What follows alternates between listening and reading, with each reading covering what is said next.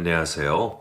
저는 조용하고 한적한 시골에서 강아지 2마리를 키우며 살고 있는 30대 중반의 여자입니다. 미국에서 10년 넘게 살다가 잠깐 한국에 들어와서 몇 개월 정도 지내고 있는 건데, 저는 한때 아버지가 거주하셨던 집에서 혼자 지내고 있답니다. 제가 누군지 제 사정을 아시는 동네 어르신들께서는 저만 보면 젊은 처녀가 왜 이런 곳으로 내려와 혼자 사냐며 얼른 도시로 나가 좋은 남자한테 시집가라고 난리도 아니랍니다. 처음엔 제가 딸 같기도 하고 손녀 같기도 해서 걱정되는 마음에 해주시는 말씀으로 받아들였는데, 볼 때마다 그러시니 저도 점점 스트레스를 받게 되더라고요. 어떻게 하면 저 소리를 더 이상 안 들을 수 있을까 생각하다 떠오른 생각이 하나 있었습니다. 어르신, 저 이혼녀예요. 서울에서 결혼 한번 했었는데 남편 바람 피우고 남편한테 이혼당하고 와서 결혼 생각 없어요. 말씀은 정말 감사합니다. 바로 이것이었죠. 어르신들에게 제가 이혼녀라고 말하고 난 후부터는 결혼 이야기가 쏙 들어가 버렸습니다. 물론 부작용은 있습니다. 동네에 이혼녀라고 소문이 나고 왜 이혼을 했는지 궁금해하시는 분들이 없는 말을 지어내 소문을 낸다는 것이었죠. 그분들에게 소문은 사실이 아니다 일일이 해명하기는 힘들어 동네에서 가장 많기로 유명한 이명님을 불러 제가 왜 이혼을 하게 되었는지 그 시작과 끝에 대해 이야기해 주었습니다. 지금쯤이면 동네에 소문이 파다하게 났을 것 같은데, 그 기념으로 동네가 아니라 대한민국 전체에 동네방네 제 소문을 제가 내보려고 합니다. 저의 결혼 생활과 이혼 이야기에 정말 대박적인 요소들이 엄청 많거든요. 여러분들도 재미있게 들어주실 것 같아서 제대로 소문을 내보려고 하니 재미있게 들어주세요. 제가 초등학교 3학년 때 아버지의 바람으로 저희 부모님이 이혼을 하셨습니다. 저희 엄마는 제대로 된 친정 식구도 없고 힘이 없었기에 피해자이면서도 돈 한 푼도 받지 못하고 집에서 쫓겨났습니다. 여보, 다른 건 다 필요 없으니 우리 하은이만이라도 제가 데려가게 해주시면 안 될까요? 당신도 아시겠지만 저 하은이 없이는 못 살아요. 제가 이렇게 부탁할게요. 하은이는 제가 데려갈 수 있게 해주세요.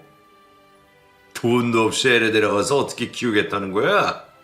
내가 알아서 키울 거니까 당신은 애를 위해서라도 혼자 나가. 하은이 제 딸이에요. 하은이 제가 낳고 제가 키운 제 딸이라고요. 이 집에 제 것 하나 없다고 해도 유일한 제 것은 하은이라고요. 엄마가 집에서 쫓겨날 때 아버지에게 사정사정을 해서 저는 엄마와 함께 나올 수 있었습니다. 엄마는 저를 데리고 지하에 있는 단칸방을 얻으셨어요. 그리고 엄마는 저를 집에 두고 매일 해 뜨기 전 집에 나섰고, 제가 늦은 밤이 됐어야 집에 들어오셨습니다. 하은아, 엄마가 밥 차려뒀으니까 끼니 거르지 말고 꼭 챙겨 먹어. 그리고 문 꼭 잠그고 자야 돼. 알겠지? 엄마 조금만 일찍 들어오면 안 돼? 나 혼자 자는 거 너무 무서워서 그래. 엄마가 빨리 돈 벌어야지 우리 하은이 더 좋은 집에서 살게 할 수 있어.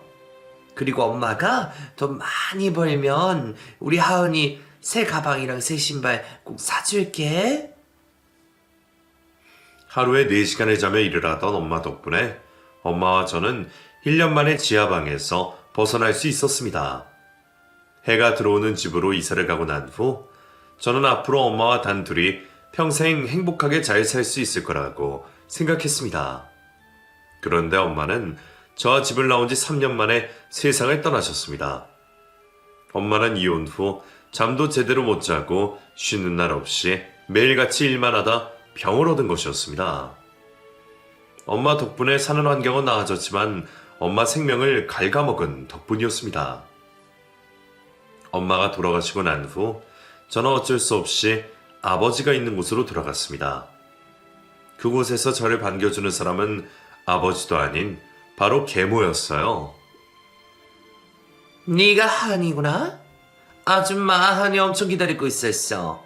앞으로 아줌마 우리 하은이한테 엄마가 되어줄 테니까 하은이도 아줌마 잘 들어줘. 우리 사이좋게 지내자. 앞으로 이분이 네 엄마니까 엄마 말 잘 듣거라. 그리고 아줌마라고 부르지 말고 꼭 엄마라고 불러야 된다. 네가 이분한테 아줌마라고 하면 사람들이 뭐라고 하겠냐? 아버지 말 무슨 말인지 이해했어? 아버지도 계모도 저에게 무서운 존재였기에 저는 두 사람이 하라는 대로 할 수밖에 없었습니다. 아버지는 계모에게 엄마라 부르라고 했지만 엄마라는 말이 쉽게 나오지 않았던 저는 최대한 엄마라는 말을 사용하지 않고 계모와 대화를 나눴습니다. 그런데 계모가 아버지가 없을 때 그걸 가지고 트집을 잡기 시작했습니다. 하나, 너 진짜 웃긴다? 너한테 일부러 엄마라고 안 하는 거지? 아버지가 나한테 엄마라고 부르라고 했던 거 잊었어? 죄송합니다. 엄마라고 자주 부를게요.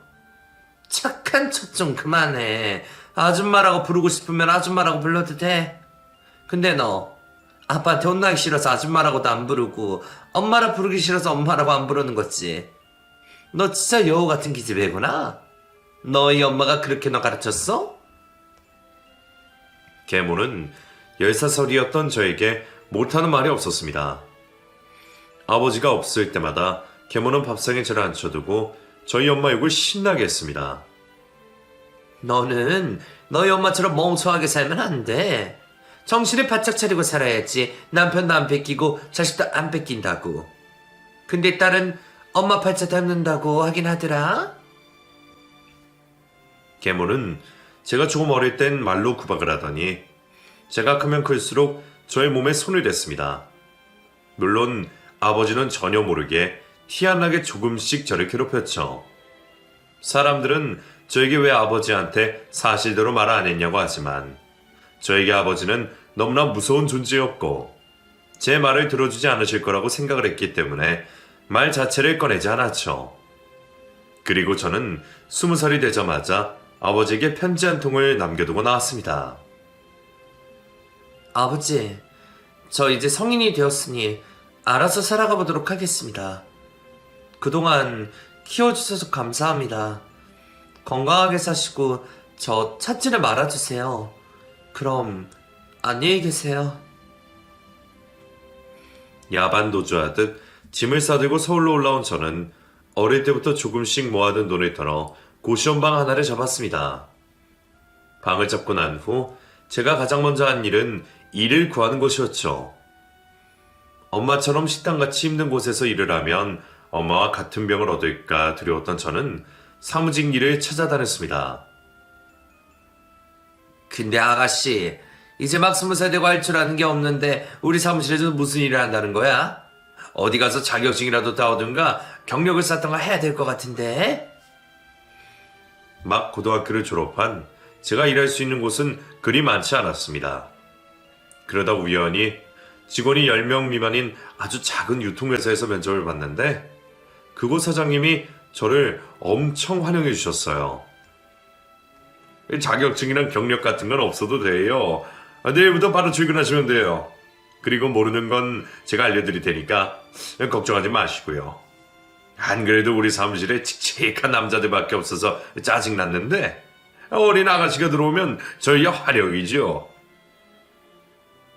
지금이었으면 그런 회사에는 들어가지도 않았겠지만 너무 순진하고 순수했던 그때의 저는 제가 들어갈 수 있는 회사가 있는 것만으로도 감사하고 행복했습니다. 한씨는 왜 대학도 안 가고 바로 취직했어요? 요즘 친구들은 대학 다 가지 않나? 뭐 집에 사정이라도 있는 거예요? 아, 네. 그냥 제가 돈 벌어서 제 돈으로 대학 가려고요. 그리고 아직 제가 딱히 하고 싶은 게 없어서 사회생활하면서 찾아보려고요. 나이도 어린 사람이 기특하네요. 제가 한씨 꿈 찾을 수 있게 도와줄 테니까 우리 회사에서 열심히 일해주세요. 첫 직장의 사장님은 저에게 너무나도 잘해주셨습니다. 나이 차이가 조금 있어서 그런지 큰오빠 같이 느껴지더라고요.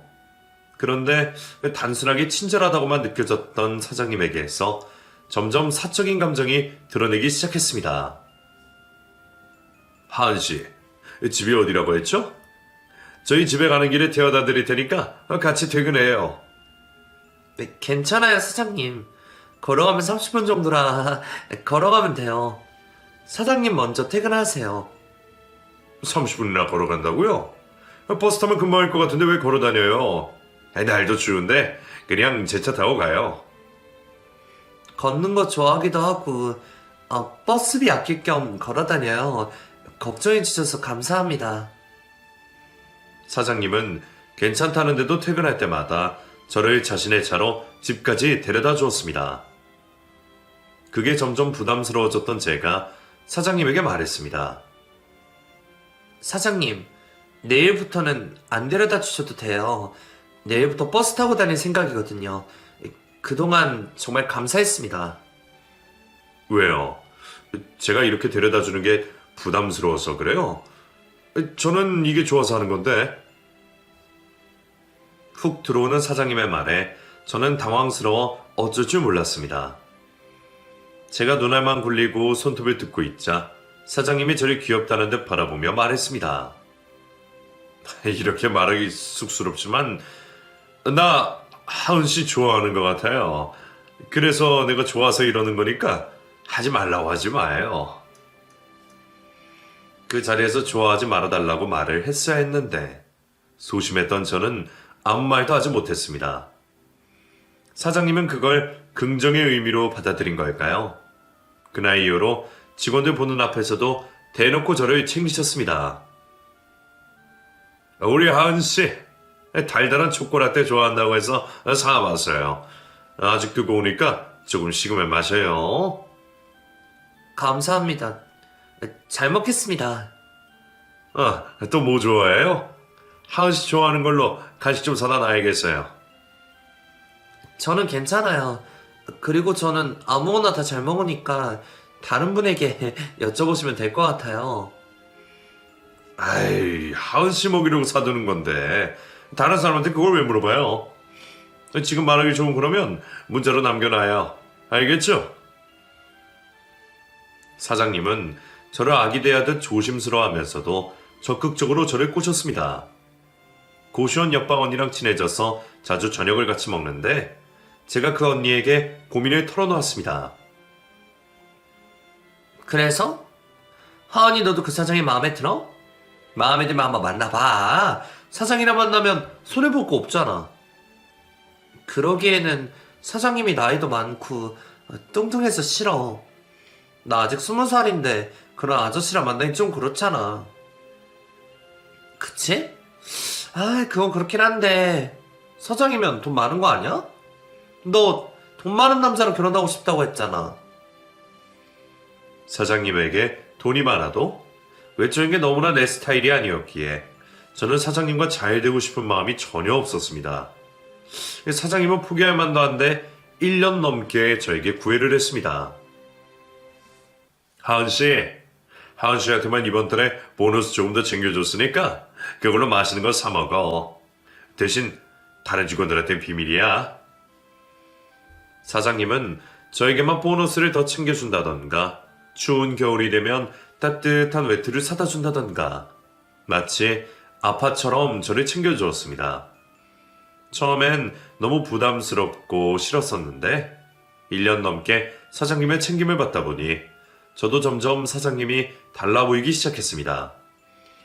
사장님도 그걸 눈치챘는지 그때부터는 다른 방식으로 저를 꼬시기 시작하더군요. 하은씨, 나 지금 하은씨 고시원 앞인데 잠깐만 나와줄 수 있어? 전해줄 게 있어서 말이야. 이것만 전해주고 금방 갈게. 주말에 집에서 쉬고 있는데 사장님이 제가 사는 곳 앞으로 찾아오셨습니다.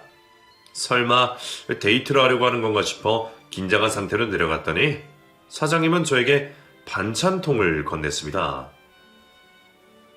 우리 어머니가 하은씨 갖다 주려고 만든 반찬들이야. 우리 회사에 어린 여직원이 혼자서 고시원에 살고 있다고 하니까 엄마가 기특하다고 끼니 걸어주지 말라고 챙겨주시더라고. 사장님, 어머니가요?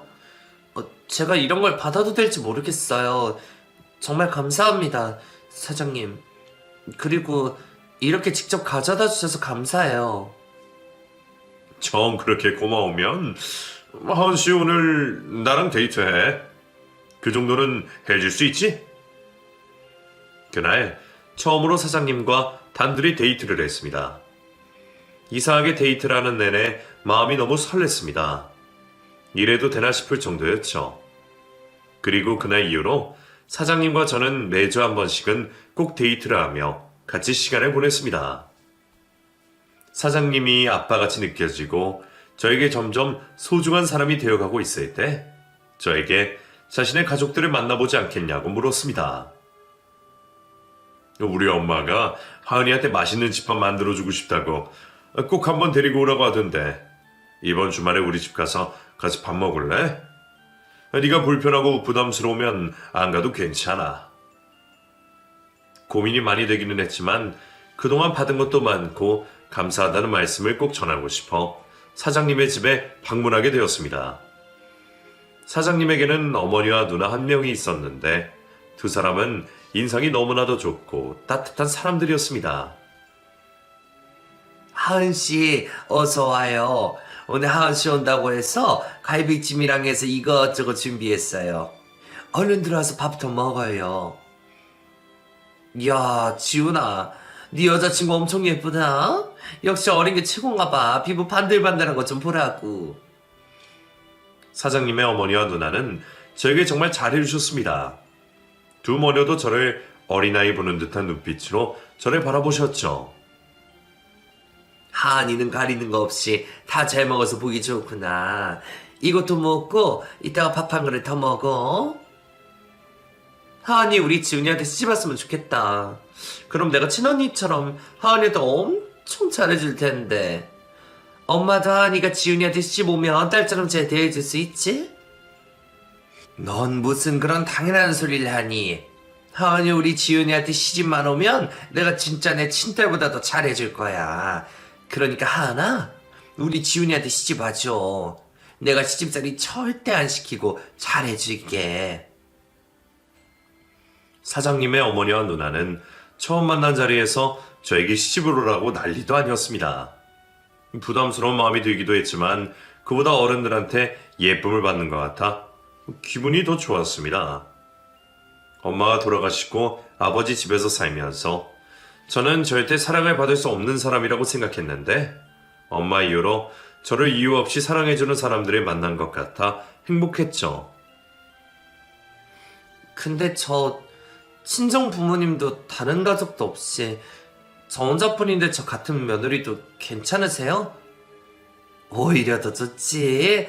하은아, 그런 거 걱정하지 말고 마음 편하게 먹고 우리 집으로 시집 와. 우리가 하은이한테 가족 되어줄게. 저는 시모와 신우의 친절함에 넘어가 사장님이었던 남편과 결혼을 하게 됐습니다. 10살이 훌쩍 넘는 나이 차이였지만 제가 결혼을 결심했을 땐 그 나이 차이 따윈 문제가 되지 않았습니다. 그저 저에게 새로운 가족이 생긴다는 사실에 행복하기만 했습니다. 그리고 제가 남편과 결혼을 하게 된 이유 중 하나가 바로 남편이 돈이 많은 사람이라고 생각해서였습니다. 회사를 하나 운영할 정도면 당연히 몇십억은 가지고 있을 줄 알았죠. 그런데 남편이 결혼 직전에 갑자기 돈이 없다고 말했습니다. 하나, 미안한데 지금 회사 사정도 어렵고 집에 빚이 좀 있어서 그러는데 혹시 우리 엄마랑 같이 살아도 될까? 신혼집을 구할 여력이 안 돼서 말이야. 네? 저한테 분명히 30평대 아파트 구해서 살 거라고 했잖아요. 갑자기 헛가라냐. 저는 어머님이랑 형님이랑 같이 살 자신이 없는데요. 하나, 우리 엄마랑 누나가 너한테 시집살이 시키는 것도 아니고 아니 너도 알겠지만 너한테 엄청 잘해주잖아. 근데도 싫어? 너 진짜 웃긴 애다. 아니, 그건 아는데 그래도 어느 며느리가 시어머니랑 시누이랑 같은 집에 살고 싶어 하겠어요. 저 정말 자신 없어서 그래요. 시모와 신우가 좋아도 합가는 별개의 일이었습니다. 그래서 제가 조금 투정을 부렸더니 남편이 무서운 얼굴을 하며 말했습니다. 일단은 내가 하자는 대로 하자. 너는 내 말에 고분고분 따라올 줄 알았는데 너도 꽤 석갈했나 보다. 대드는 거 보니까. 오빠, 그래도 할 말은 해야 된다고 생각해서 말한 거예요. 월세집에 살아도 좋으니까 저희 따로 살면 안 될까요? 안 된다고 했지. 네 돈으로 집 구하는 것도 아닌데 왜 네가 난리야? 한 번만 더 그 이야기 꺼내면 나 진짜 안 참는다. 결혼식을 준비하면서 이건 잘못해도 한참 잘못했다고 생각을 했습니다. 그런데 그때 제가 할 수 있었던 건 아무것도 없었어요. 남편과 싸울 수도 없었고 파혼을 할 수도 없었죠. 그래서 거의 울며 겨자 먹기식으로 남편과 결혼을 하게 되었습니다. 결혼을 하고 난 후 제 편인 줄 알았던 시모와 신우에게 속상함을 털어놓았는데 시모와 신우가 180도 달라진 모습으로 저를 대했습니다. 너 지금 나한테 내 아들 욕하는 거니? 뭐 네 편이라도 들어달라고 이야기를 꺼낸 거야? 그리고 우리 지훈이가 무슨 틀린 말을 했다고 그래? 형편이 어려서 집을 못 구하면 우리랑 같이 사는 게 당연한 거 아니야? 그러게 진짜 웃긴 애다. 야, 우리가 너한테 시집살이 시키는 것도 아니고 너는 가족도 없이 혼자 살다가 우리랑 같이 살면 더 좋은 거 아니야? 넌 오히려 우리한테 감사해야지. 결혼 전으로 너무 달라진 모습을 보여주는 시모와 신우에게 실망하기도 했고 충격을 받았던 제가 남편에게 시모와 신우를 이르듯 말했습니다. 이번엔 남편이 제 편을 들어주길 바라서였죠. 오빠 어머님이랑 형님 도대체 왜 그러시는 걸까요? 결혼 전에 저한테 정말 잘해주셨는데 갑자기 그러시니까 제가 정말 무슨 잘못이라도 했나 싶어요. 오빠가 어머님이랑 형님한테 말 좀 해주시면 안 돼요? 내가 무슨 말을 해? 그리고 너 진짜 우리 엄마랑 누나가 왜 그러는지 몰라서 그러냐? 왜요? 무슨 이유라도 있어요? 뭐 때문에 그러시는 건지 알려주시면 제가 고쳐보도록 할게요. 시모와 신우와 같이 사는 이상 최대한 밉보이지 않아야 했기 때문에 시모와 신우가 제게 그러는 이유를 듣고 제가 잘못한 것이라면 고치려고 했습니다. 하지만 남편 입에서 나온 말들을 듣고 저는 속상한 마음에 눈물을 흘리고 말았습니다. 너 나한테 시집올 때 뭐해왔어? 숟가락 하나도 안 해야지. 너 진짜 맨몸으로 나한테 시집왔잖아. 너도 알지? 그건 제가 가진 게 없기도 하고 그냥 맨몸으로 와도 된다고 하셔서 진짜 그런 줄 알았어요. 아무리 그래도 이 집에 들어오기 전에 우리 엄마랑 누나한테 줄 명품 백 정도는 사들고 왔어야지. 나는 그렇다 쳐도 시어머니랑 신우이한테 그 정도는 해야 되는 거 아니야? 이유가 단순히 그런 물질적인 것들 때문이라는 사실을 알게 된 저는 마음의 상처를 받아 눈물이 났습니다. 이건 제가 잘못한 부분도 아니었고 고치고 싶어도 고칠 수 없는 이유였으니까요. 야, 울지 말고 앞으로 엄마랑 누나 하는 말 듣기나 해. 그러면 그나마 미움 덜 받을 거야. 남편은 제가 울어도 크게 관심을 가진다거나 걱정을 하지 않았습니다.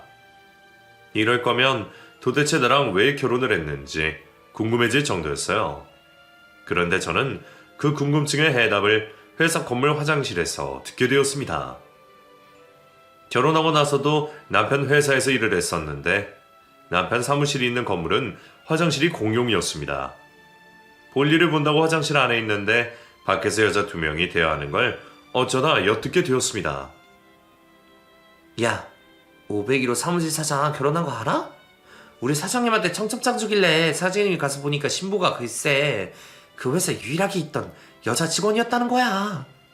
어머머, 그 직원이랑 결혼을 했다고? 그 여자 나이 엄청 어리지 않아? 그 여자 첫 출근할 때 우리가 그 여자 보고 불쌍하다 그랬잖아. 하필 가도 저런 회사에 가냐고. 그니까 그 사장 장가 가려고 별짓을 다 했던 거 알지? 우리 사장님한테 우리 둘 소개해달라고 하고 여자라면 다 만나고 다녔었잖아. 그래도 장가 못 가고 있었는데 결국 어리고 순진한 여직원 꼬셔서 결혼한 거야. 미친놈, 정말 더러워. 그 여자애 진짜 불쌍하다. 그 여자 부모님들은 그런 남자한테 자기 딸을 왜 시집 보낸 거야? 나이도 많고 뚱뚱하고 딱 봐도 더럽게 생겼는데. 야, 보나 마나치. 그런 집에 그냥 지들 팔아버린 거야. 아마 그 여자 부모 지들 시집 보내면서 엄청 챙겨 먹었을 거다. 옆 사무실 여직원 2명의 이야기를 어쩌다 엿게 된 저는 1시간 넘도록 화장실에서 나오지 못했습니다. 그리고 저는 옆 사무실 여직원들이 화장실에서 떠들었던 내 남편에 대한 이야기에 대해 남편에게 확인하고 싶었습니다. 화장실에서 그런 이야기를 들었다고 대놓고 말은 못하고 최대한 돌려서 물어보았습니다. 오빠, 저 오빠한테 궁금한 거 있는데 물어봐도 돼요? 그리고 솔직하게 대답해 주세요. 뭔데 그래? 설마 또 엄마랑 누나 이야기냐? 내가 그만 징징대라고 했지. 엄마랑 누나는 네가 알아서 잘하면 될 일이야. 그게 아니라요. 오빠는 왜 저랑 결혼한 거예요? 세상에 여자가 그렇게 많은데 왜 하필 저를 고르신 거냐고요. 저의 질문에 남편은 머리를 끄적이더니 고민을 하고 있는 건지 한참 동안 대답을 하지 않았습니다. 그래서 제가 대답을 재촉하자 남편이 미안하다고 운을 떼며 말했습니다. 미안한데 사실 나 당장 결혼하는 게 급해서 너랑 결혼한 거야. 이 나이 되도록 결혼 못하고 있으니까 사람들이 나한테 문제 있다고 생각했는지 이상한 소문들을 내더라고. 그래서 그 소문 잠재우려고 너랑 결혼한 거긴 한데, 그래서 내가 너한테 피해준 거 있어? 너 나랑 결혼해서 얻은 건 많잖아. 정말 그 이유 때문에 저랑 결혼한 거예요? 오빠 저 좋아해서 그래서 결혼한 거 아니었어요? 그리고 제가 오빠랑 결혼하고 얻은 게 도대체 뭐가 있는데요? 나, 우리 엄마, 우리 누나 든든한 보호자에 가족 둘이나 공짜로 얻었는데 고아인 너한테 그 정도면 감지덕지 아니냐? 사랑이 없이 결혼한 건 미안하긴 한데 따지고 보면 서로 윈윈인 상황이니까 너무 상처받지는 마라. 아무리 제가 바보라고 해도 그 이야기를 듣고도 남편과 살 수 없었습니다. 결혼한 지 1년밖에 안 됐었지만 저는 남편에게 이혼을 요구했습니다. 오빠, 저 이혼해요. 아니, 이혼해 주세요. 저 오빠랑 더 이상 살 수가 없어요. 아무리 그래도 그렇지 어떻게 자기 소문 잠재우려고 저를 꼬셔서 결혼할 수 있어요? 오빠, 정말 너무한 거 아니에요? 제발 그만해라. 네가 아무리 그래도 나 너랑 이혼 안 해. 그리고 내가 이혼해준다고 해도 네가 못할걸? 너 나랑 이혼하면 그 나이에 이혼녀 되고 갈 곳도 없어질 텐데 나랑 이혼할 수 있어? 이혼녀 딱지 붙여서 무슨 일을 하겠다는 거야? 남편 말대로 저는 남편과 이혼을 하면 이혼녀가 되는 것인데 이혼녀로 살아갈 자신이 없었습니다. 안 그래도 가족도 없이 세상에 온 자라서 사람들에게 만만한 대상이 되는데 거기에다 이혼녀라는 딱지까지 붙이면 저는 이 험난한 세상을 절대 혼자서 살아갈 수 없겠다는 생각이 들었어요. 제가 아무 말도 못하고 가만히 있자 남편이 가소롭다는 듯 웃으며 말했습니다. 네가 생각해도 이혼녀로 혼자 살아가기는 힘들겠지. 너 그냥 우리 집에서 우리 엄마 잘만 모시고 살면 내가 평생 먹여 살려줄 테니까 그냥 집에 딱 붙어 있어. 그리고 회사에 좀 해결되면 너 대학도 보내줄게. 됐냐? 이 정도면 너 우리 집에 붙어 살만 하지? 결국 저는 참고 살기로 했습니다. 어차피 저에게 자존심 따윈 없었으니 참고 사는 건 문제가 되지 않았고 혼자 외롭게 사는 것보다 미우나 고우나 가족들과 함께 사는 게 더 좋겠다고 생각을 했습니다. 시모와 신우에게 시집살이를 당하고 남편에게 사랑을 받지 못해도 그래도 한 가정에 속해 있다는 안도감으로 버티고 살았는데 어느 날 빨래를 하다 남편 옷에 외간 여자의 진한 립스틱이 묻어있는 걸 발견했습니다. 제가 그걸 시모에게 보여주자 시모가 말했습니다. 밖에서 일하는 남자면 한 번쯤은 다 그런 것도 각오하는 거니까 괜히 밖에서 힘들게 일하는 애한테 잔소리하지 말고 모른 척 넘어가. 어머니, 그래도 이건 아니죠. 그리고 잠깐 그런 곳에 간 게 아니라 딴 여자랑 바람이 나면 어떡해요. 어떻게 된 건지 오빠한테 물어봐야 되는 거 아닐까요? 우리 지훈이가 미쳤다고 널 두고 바람을 피우겠니? 쓸데없는 짓 하지 말고 그냥 넘어가. 설마 이걸로 꼬투리 잡고 넘어질 생각은 아니지? 남편에게 당장이라도 따져먹고 싶었지만 시모의 말을 듣기로 했습니다. 괜히 그랬다가 남편에게도 욕을 얻어먹고 시모에게 더 심한 시집살인이 당할까 무서웠었죠. 그렇게 아무것도 모른 척 묻어뒀는데 사무실로 남편의 상간녀가 찾아왔습니다. 안녕하세요? 여기 김지훈 씨 회사 맞나요? 저 김지훈 씨 좀 만나러 왔는데 김지훈 씨 어디 계세요? 어쩐 일로 오셨어요? 사장님 지금 잠깐 외출 중이신데 연락 드려볼까요? 아, 저 김지훈 씨 여자친구거든요. 여기 앉아서 기다릴게요. 금방 돌아오겠죠? 사무실로 들이닥친 낯선 여자의 입에서 제 남편의 여자친구라는 말이 나오자마자 사무실은 난리가 났습니다. 직원들은 제 눈치를 보며 그 여자를 밖으로 데리고 나가려고 애를 썼고 그 여자는 사무실 직원들이 자신에게 무례하게 군다고 생각을 하며 되려 화를 냈습니다. 저기요, 제가 어디 못 올 곳이라도 왔어요? 다들 무리하게 무슨 짓이에요? 당장 제 몸에서 손 떼세요.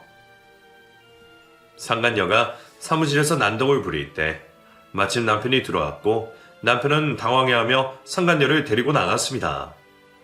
그리고 그날 밤 저는 남편에게 처음으로 화를 냈습니다. 오빠, 정말 바람 피우고 있었던 거예요? 도대체 언제부터였어요? 아이 그냥 재밌게 잠깐 만나는 거였어. 신경 쓸 일 아니니까 신경 꺼. 이게 신경이 끝나고 꺼질 일이에요? 어떻게 상간녀를 사무실로 찾아오게 만들 수가 있어요? 직원들이 뭐라고 생각을 하겠냐고요?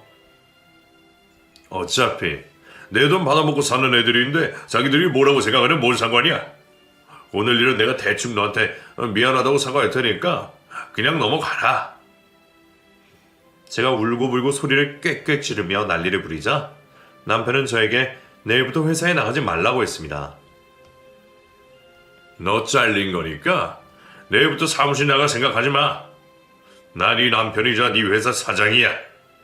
내가 네 밥줄 쥐고 있는데 어디 겁도 없이 까불어?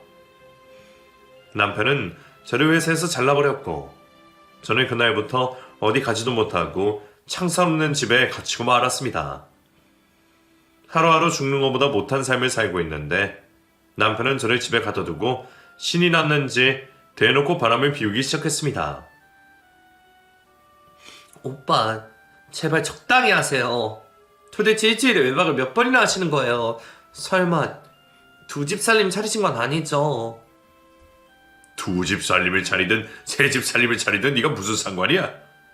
네가 본촌하고 유세 부리는 거야? 그래봤자 너 나한테 아무것도 아니야. 그때 남편과 정말 이혼할 생각이었습니다. 이렇게 살 바에 그냥 혼자 길바닥에서 노숙자처럼 사는 게 더 행복할 것 같았습니다. 오빠, 그럼 저 이혼해요. 이혼 도장 찍어주세요.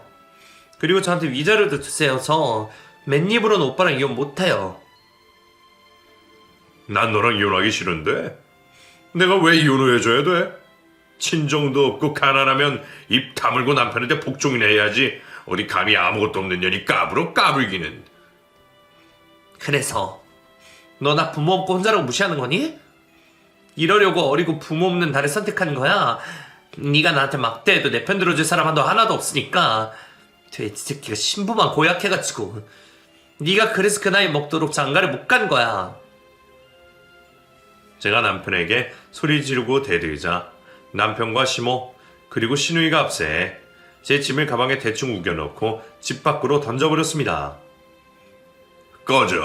꺼지라고! 너 같은 년이랑 한 입에 못 살 것 같으니까 이 집에서 나가! 불쌍한 년 걷어서 먹여 살려줬더니 은혜도 모르고 감히 아내 같은 남편한테 대들어? 너 반성할 때까지 돌아올 생각 절대 하지 마. 추운 겨울 슬리퍼 바람으로 쫓겨난 저는 결국 서울 고모집으로 찾아갔습니다. 그대로 밖에 있다가는 얼어 죽을 것 같아서 죽기 싫어서 고모를 찾아갔죠. 고모는 저를 보자마자 저를 껴안고 펑펑 우셨습니다. 하은아, 도대체 어디 갔다 온 거니? 그리고 꼴이 대체 이게 뭐야? 너희 아빠가 너를 얼마나 찾아 헤매고 있는 줄 아니? 아빠가 저를 찾고 있다고요? 아빠 그럴 성격 아니신데. 아빠가 왜요? 너희 아빠 3달밖에 못 산대. 죽기 전에 너 꼭 보고 싶다고 전국 팔방으로 너 찾고 다니고 있어. 아이고 하은아, 이제라도 나타나서 정말 다행이다. 너희 아빠 네 얼굴은 보고 가겠구나. 아빠가 죽을 날에 받아놓고 저를 기다리고 있다는 고모의 말에 저는 제가 남편에게 집에서 쫓겨난 사실을 까맣게 잊고 말았습니다. 제가 남편에게 쫓겨난 것보다 아빠가 곧 죽는다는 게 더 충격으로 다가왔습니다. 아빠랑 같이 사시는 분은요, 그분 아직 아빠랑 같이 살고 계세요? 그 여자 너희 아빠 죽을 병에 걸렸다는 소식 듣고 집에 돈 내는 거 다 들고 도망가 버렸다고 하더라. 너희 아빠 지금 병원에 혼자 누워있어. 병원으로 찾아가니 아빠는 살이 빠져 가죽만 남아있는 모습으로 침대에 누워 계셨습니다. 아빠는 저를 보고 말없이 눈물만 보이셨습니다. 그리고 저에게 딱 한마디를 남겨두고 눈을 감으셨죠.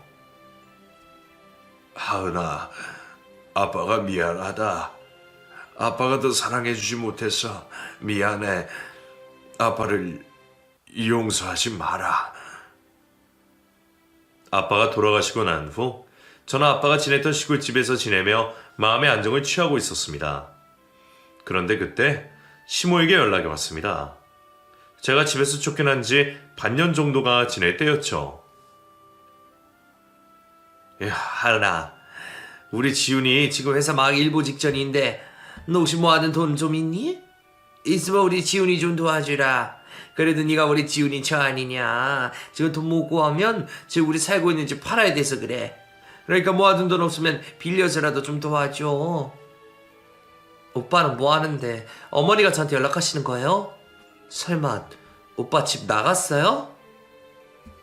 뭐 여자랑 산다고 나가는데 연락을 해도 연락 받지도 않고 내가 미쳐버리겠다.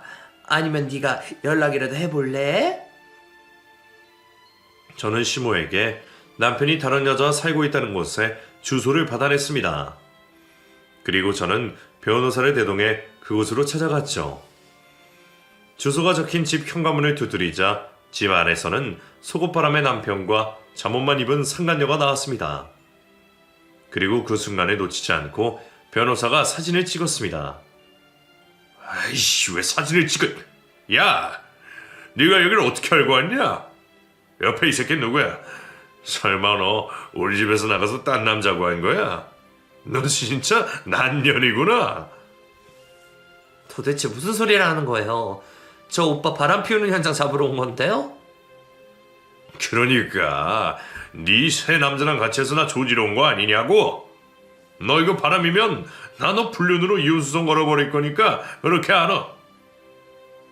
남편이 저희 변호사와 저를 보고 오해를 하자 변호사가 명함 한 장을 꺼내 남편에게 건넸습니다. 저는 이하은 씨 담당 변호사 이준규입니다. 남편분 불륜 증거 남기려고 같이 대동한 거고요. 그쪽이 생각하시는 그런 사이는 아닙니다. 저 오빠 고소해버리려고 변호사님 모시고 왔어요. 증거는 남겨야 저한테 유리하니까요. 그리고 제 여자한테도 상간녀 수송 걸 거니까 그렇게 아세요. 남편이 당황해하는 눈치였습니다. 그런데 그때 남편이 갑자기 제 손에 들린 가방을 빼앗습니다. 너 이 가방 어디서 났냐? 그리고 변호사 선임할 돈은 어디서 난 거고?